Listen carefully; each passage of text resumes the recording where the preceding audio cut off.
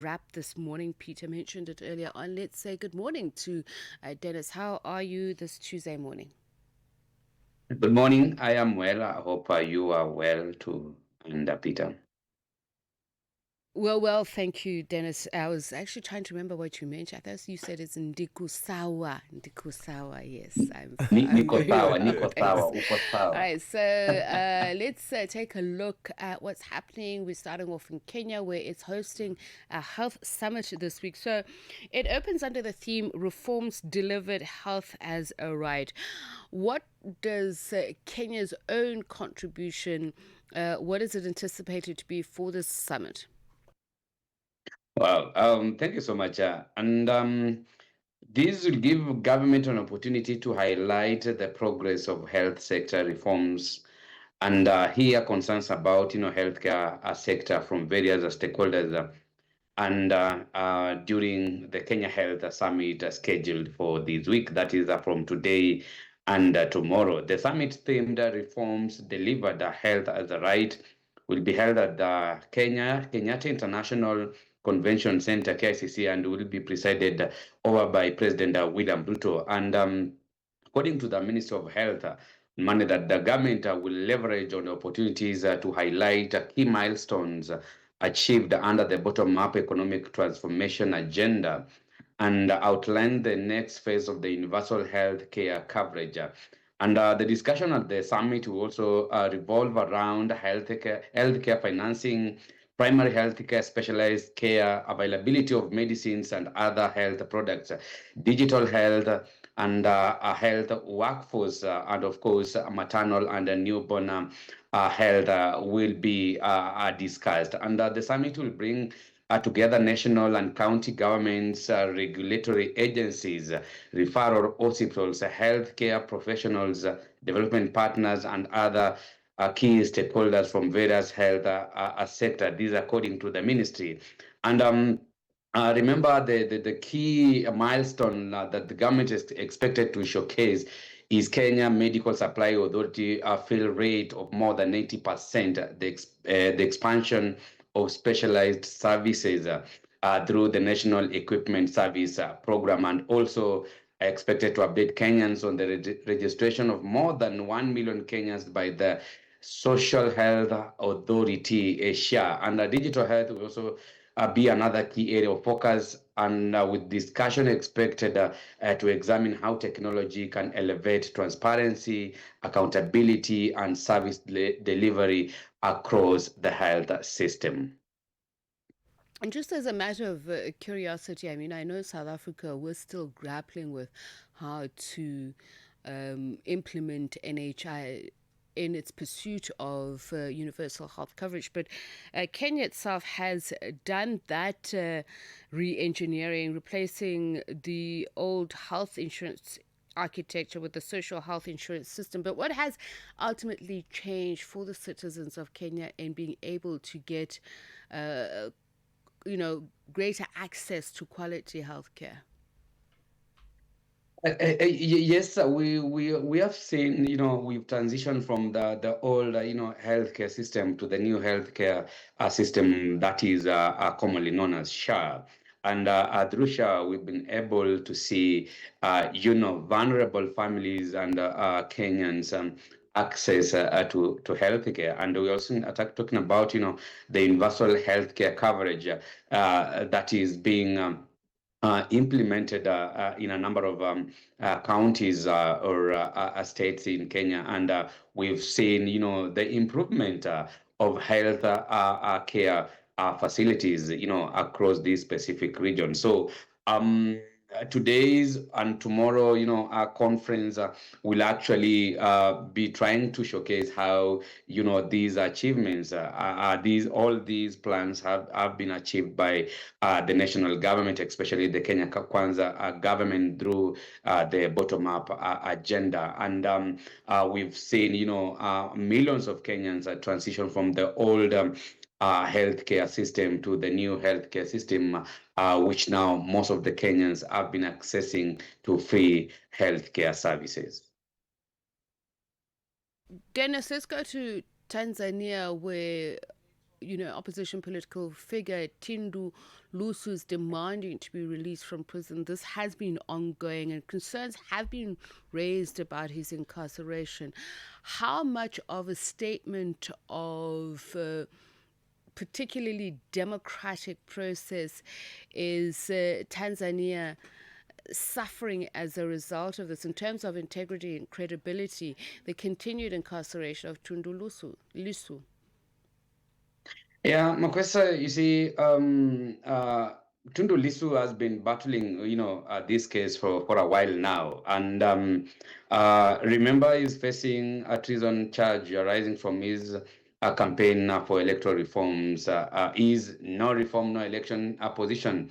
And he was arrested in April 2025 at a rally in Mbinga. And remember, is seeking acquittal, arguing that the prosecution has not established a substantive basis for the treason charge. And remember, the central defense maintains that Tundu Lissu's call for citizens to resist what he described as unfair electoral process was intended as a civil resistance, not an attempt to violently overthrow the government. And the prosecution case is politically significant because the treason is an extremely serious charge, and proceedings have taken place against, the backdrop of Tanzania's disputed electoral environment and tension between government and the main opposition party, Chadema. And Makwesa, as we talk about these, remember the prosecution has completed testimony backs its evidence in Lissu treason trial. And on Monday, after telling the High Court, that the evidence presented was sufficient to establish its case, Tundu Lissu faces one count of treason under the section 392D at the Penal Code, arising from the remarks allegedly made in connection with efforts to prevent the 2025 general election from taking place. And the prosecution now alleges that on April 3rd, 2025, in Dar es Salaam, Lissu, now a Tanzanian citizen, incited the public to prevent, the 2025 general election by making and publishing remarks aimed at pressuring Tanzania's top government leader. And with the prosecution now having closed its case, now the trial has entered its second stage, with both sides making submissions to whether the evidence presented established a case for the accused to answer. Now, Tundu Lissu is making submissions seeking to persuade the court that the prosecution has failed to establish a case requiring him to defend himself. So now let's go to Somalia, where federal troops have clashed with army forces in the city of Baidoa. What is the latest in terms of who actually has control over Baidoa? And I understand that it's also a very significant and strategic point, particularly for displaced people who've been fleeing to Baidoa. Yes, that is the federal troops and armed, opposition groups. They heavily clashed in the city of Baidoa on Monday, and this is according to the locals who spoke to journalists. And the administrative capital of Southwest State, Baidoa, which is now home to the international peacekeepers and the humanitarian agencies. It is one of the Somalia's largest cities with a population of 1 million people, and fresh fighting in the city could now compound a dire humanitarian crisis in the area. And Baidoa, remember, holds over hundreds of thousands of displaced people, and in one of 4 children at a displacement sites are severely malnourished. This according to a July survey by Medicine Sans Frontiers. And the federal troops have been in charge of the city since March when they seized the control, which now prompted Southwest State leader Abdi Aziz Hassan Ahmed Lafragarin to resign. And some of the witnesses told Reuters federal forces were using heavy weapons and that had seen at least two civilians killed in their houses by stray bullets, and that several others who were injured were being taken to hospital. And I remember Hassan Ahmed, the spokesperson, said in a post on Facebook that the troops had captured Baidoa and asked federal forces to surrender. His claims could not be independently be verified. And just a final one, we're going to zero in on the Madagascar government, the court confirming a decision to seize land sold to foreign nationals during the country's colonial era. I mean, where does that post-independent restitution begin and end? What are the parameters? Yes, the High Constitutional Court of Madagascar, of course, they have endorsed a new legislation that gives government, a powers to seize land purchased by foreign before the country's independence from French in 1960.